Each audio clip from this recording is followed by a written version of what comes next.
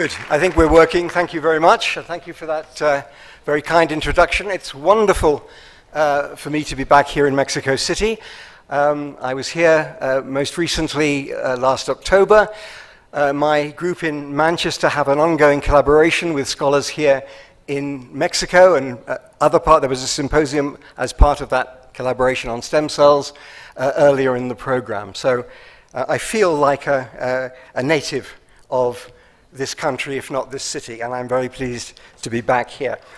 Now, one of the provocations I sometimes am guilty of is that I change the title of my talk at the last minute, which is what I've done today. So the title in your programs is not what you're going to hear if I survive long enough to deliver it. But if you feel shortchanged, if you feel cheated by that fact, then if you email me after this program, when I get back to the UK, I will email you the talk I was due to give, so you won't have lost the benefits of any little wisdom that I might have. I've become interested recently in mind reading. Now, you may think this is a rather bizarre occupation for a philosopher interested in science, but I will explain. The idea, the possibility of reading the mind from the outside, or indeed from the inside, introspection, and I'll come back to introspection in a minute, has exercised humanity from the earliest times. Indeed, the earliest reference I could find to mind reading is in Homer. But I'm not going to quote from Homer at the moment. Recent advances in neuroscience have offered some probably remote prospects of improved access to the mind. But there is a different branch of technology which looks as though it is going to be much more effective as an agent of mind reading. Soul searching is not identical with mind reading, nor is mind reading identical with, even if it were possible to achieve such a thing, a complete description of brain activity. An analog here may be the relationship between genetics and epigenetics. Many neuroscientists, and indeed philosophers of neuroscience, seem stuck in an era equivalent to genetic essentialism and oblivious to the era of epigenetics and its cerebral equivalent. My suggestion is that motives, desires, intentions, attitudes, and both external and first-person access to these stand to a map of the brain or a description of brain activity as understanding the behavior of a creature or an organism stands to a map of its genome. We know from contemporary epigenetics that the behavior of genes, gene expression, is influenced by the coding of the genes, but also by environmental factors, as well as, for example, being modulated by patterns of inhibitors and promoters other than DNA that are set up within the cell and are effectively self-perpetuating. Wittgenstein famously remarked, in connection with establishing the reference of a remark, of a piece of speech, establishing what object or what incident was being referred to in a sentence in a normal language, he said, if God had looked into our minds, he would not have been able to see there of whom we were speaking. Why is that? Well, who we were referring to, if I refer to our chairman in unflattering terms about his breach of confidentiality, that is not given by the contents of my mind. Why? Because reference is given by context, not by brain activity. In the case of ethics, for example, and indeed, I'll give you one moral instance, the answer to the question, is this act murder or is this act rape, is not to be found in states of the brain. Not least because in the case of rape, the consent or otherwise of the other party is not to be found in the brain state of the putative rapist. Mind reading and the relationship between the face, particularly the eyes, and the contents of the mind and indeed the soul, if you prefer to use that term, has been and remains a fascination for humankind. This preoccupation reflects an interesting fact about ourselves. We want to read the minds of other people. We want to read our own mind. We want this so that we can understand what kind of person the bearer of the mind is, who we have to deal with, how they're likely to behave, what they want, what they're likely to do, what they have done. And we need to know these things about ourselves quite as much as about others. What manner of man am I? What sort of woman are you? Mind reading, if it can be done, would be a powerful cognitive enhancer, and like all knowledge, a significant source of power. The image of the eyes, even slightly shrouded by specs, the image of the eyes or the face as windows into the mind or the soul often plays a seminal role in the imagery used to discuss the project of mind reading. Perhaps the earliest references to the eyes as windows on the soul come from Cicero in the last days of the Roman Republic, who in the passage I'm going to read you is expanding on the nature of oratory, what I'm trying to achieve at this very moment. Formal speech-making. This is what he says. The countenance itself is entirely dominated by the eyes. For delivery, oratory, is wholly the concern of the feelings, and these are mirrored by the face and expressed by the eyes. So let's start our little voyage into mind reading with a few reflections of perhaps the greatest of all neuroscientists. I refer, of course, to William Shakespeare. We should not forget that one important dimension of mind reading involves reading the mind from the inside, introspection. But this isn't more reliable than any other forms of mind reading because of the tendency we humans have for self-justification and indeed for self-deception. Hamlet, confronting his mother, Queen Gertrude, with the infamy of the murder of his father and of what Hamlet regards as her incest with her new husband, his father's brother, elicits this response, this famous response from Gertrude. "O Hamlet, speak no more. Thou turn'st my eyes into my very soul, and there I see such black and grained spots as will not leave their tinct." In Macbeth, we find Duncan lamenting his inability to detect treason in one of his courtiers. There is no art, he says, there's no art to find the mind's construction in the face. In A Midsummer Night's Dream, Helena insists, love looks not with the eyes, but with the mind, and therefore is winged Cupid blind. Helena is saying that love is not interested in superficialities like beauty, which is only skin deep, but in what lies behind.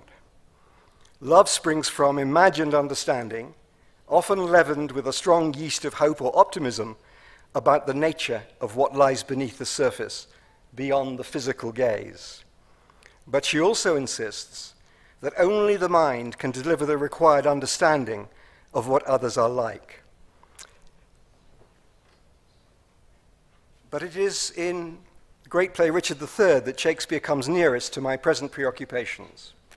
Richard, newly crowned but insecure, wants another English nobleman, Buckingham's, approval of the murder of the little princes in the Tower, who are actually the legitimate heirs to the crown that he at that time is wearing.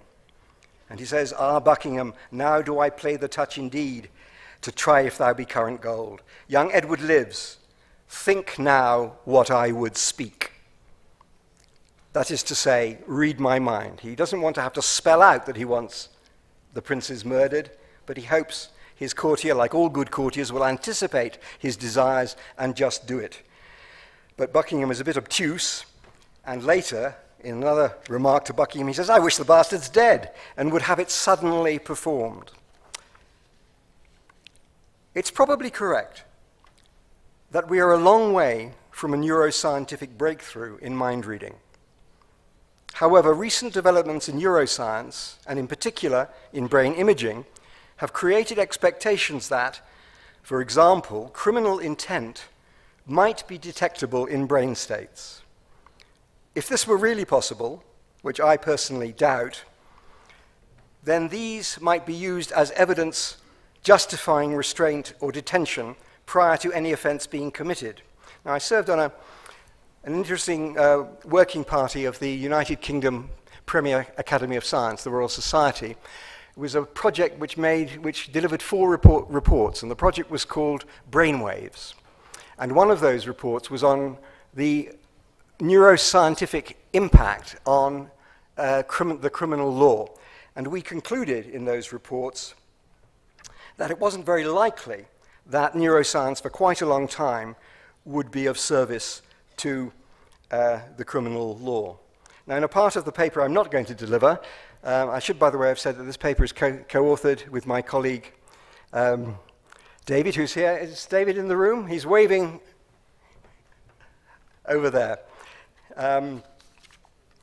David Lawrence. So, largely the bit that I'm not going to read to you is the bit that he wrote, so I apologize to him for that. And of course, it's the bit with all the good bits in it, not the bit that I'm forcing you to listen to. Shakespeare, perennially occupied with mind reading, as I hope I've convinced you, was somewhat enigmatic himself, perhaps because of the universality of his themes. But the English poet William Wordsworth, in a famous sonnet, suggests that Shakespeare's sonnets are the key to understanding the mind of Shakespeare. And he said this in very appropriately in a poem called The Sonnet. Scorn not the sonnet, critic, you have frowned, mindless of its just honours. With this key, Shakespeare unlocked his heart. And here we have reached the nub of the argument that I want to present this evening. And you will be relieved to hear the end of poetry. It is in our writings and our interest in the writings and recorded thoughts and actions of others that our minds can be read and sometimes misread. I want to suggest to you that it is actually the internet, the cloud, that is for the foreseeable future likely to be the most effective source of mind reading available to us, and a very effective source of mind reading indeed. In short, we don't need neuroscience. We already have a massive capacity for mind reading from which there is no effective defense. And here I'm speaking of those aspects of our minds, my mind and yours, that have been digitized, that have gone into the cloud to be retrieved by anybody capable of accessing them from there. There is no defense. Anything that has ever been on a computer can be hacked. If we think about what data most of us have consigned to the cloud, the list can be alarming. Just think about it. Most of us now write on digitizing kit, computers, tablets, phones. Most of us also write and receive emails, tweets, and so on. Many have a web presence, a Facebook page, or a Twitter account. Moreover, the cloud contains a record of all the websites that we have ever visited, of things we have ordered online. Many of us fill in our tax returns online, pay fines for traffic offenses online, visit online medical services. We look up medical conditions online, order drugs and services online. The whole pattern of our lives is in the clouds, and competent people can always retrieve it from there. I want to end with one telling example, a very recent example, which is the example that set me thinking along these lines. It was a news story which broke in the British press on the 21st of March of this year, not very long ago. The BBC reported that, quote, a woman who threw acid in the face of a friend while wearing a veil as a disguise has been jailed for 12 years. The conviction of this woman, Mary Konya, for the assault on her friend, in scare quotes, Naomi Oni, was widely reported. The victim of this terrible attack, who was scarred for life, had been disbelieved by the police because they examined her laptop hard drive and found that she had looked at plastic surgery websites, and indeed websites that described the fate of another young woman, Katie Piper, quite a celebrity in the United Kingdom, who in 2008, as was widely reported in the press, was raped by a man she'd met online, and then he arranged for someone else to throw acid in her face. They thought, because Naomi Oni had consulted these sites, that she was self-harming to get attention, and they dropped the investigation. Very recently, the investigation was revived and the perpetrator was prosecuted. Now, the police in this case were guilty of an error of inference, one of the most common errors to which all humankind, including some people in this room, are subject. And moreover, the cloud simply contains data, often without context. However, it's there. And if you really want to know about others, that's where you should look. There you can see the contents of their diaries if they're electronic. You can see what they've bought. You can see what they've looked at. You can make speculation, quite accurate speculation, about the sort of gaze that was being directed at what they looked at online. And I don't think this, I think of it as a danger, has been adequately thought about in bioethical circles. People rather concentrate on neuroscience and what it might do with deep brain stimulation and brain scanning and stuff like this. That's not where our secrets are. They are in the cloud, and as the chairman of Google, Eric Schmidt, once aptly said, the cloud has no delete button. Once our thoughts, once our digitized data is in the cloud, it is available forever, as far as anybody knows. It can't be deleted. Just one final remark. No, I think that's enough. I think that's enough. You'll be familiar with the there was a recent decision in the European Court which allowed for privacy stuff that had been put on the web to be deleted by Google. But all that does is take it off particular websites. It doesn't remove it from the cloud altogether. So though there is this very radical new piece of legislation, it won't protect you. So this is my final message to you. If you want to protect yourselves from others knowing a great deal, I mean a great deal, about you, there is one recourse that you have, and it's quite effective, but not totally effective, and that is be very boring. If you are not of interest to the newspapers, they won't go searching for your data.